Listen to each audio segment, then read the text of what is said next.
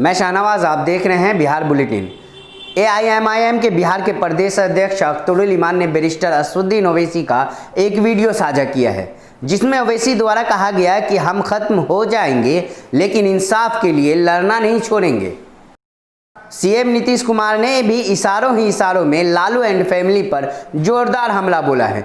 Online कई परियोजनाओं का उद्घाटन व शिलान्यास कार्यक्रम को संबोधित करते हुए सीएम नीतीश कुमार ने कहा कि कुछ लोग के लिए बिहार का मतलब सिर्फ अपना बेटा बेटी होता है। बेटा बेटी का विकास ही उनके लिए पूरे बिहार का विकास बन जाता है। बिहार विधानसभा चुनाव को लेकर राजनीतिक सरगर्मी तेज हो गई है। कार्यकर्ता अपनी अपनी पार्टी में टिकट का दावा कर रहे हैं। आरजेडी में भी टिकट के लिए होड़ मची हुई है। इसी वक्त राबड़ी आवास के बाहर आरजेडी कार्यकर्ता हंगामा भी कर रहे हैं। भारी संख्या में पहुंचे राजद समर्थक टिकट के लिए नारेबाजी कर रहे हैं और साथ ही साथ स्थानीय विधायक का भी टिकट काटने की मांग कर रहे हैं।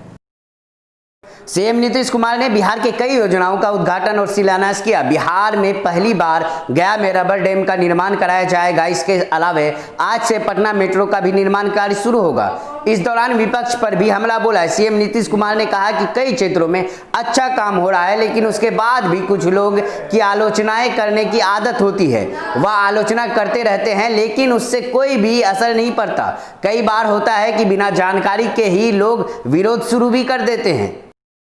किसान बिल के मुद्दे पर विपक्षी ने मोदी सरकार की घेराबंदी तेज कर दी है। बिहार चुनाव में भी किसान बिल का मुद्दा बनाने की तैयारी चल रही है।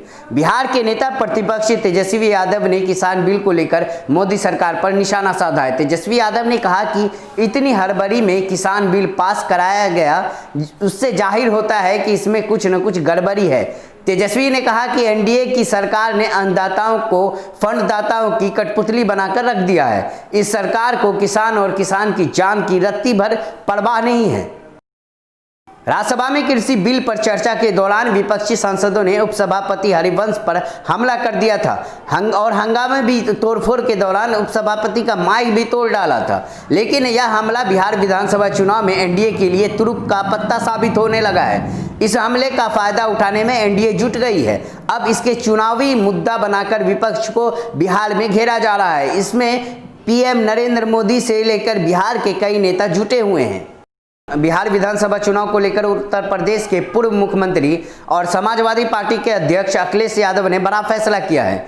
अखिलेश यादव की समाजवादी पार्टी बिहार में चुनाव में अपना उम्मीदवार नहीं उतारेगी। समाजवादी पार्टी ने कहा कि बिहार विधानसभा चुनाव में राष्ट्रीय जनता दल को समर्थन देने का फैसला किया है। समाजवादी पार्टी के ऑफिशियल ट्विटर हैंडल से इस बात की जानकारी दी गई है।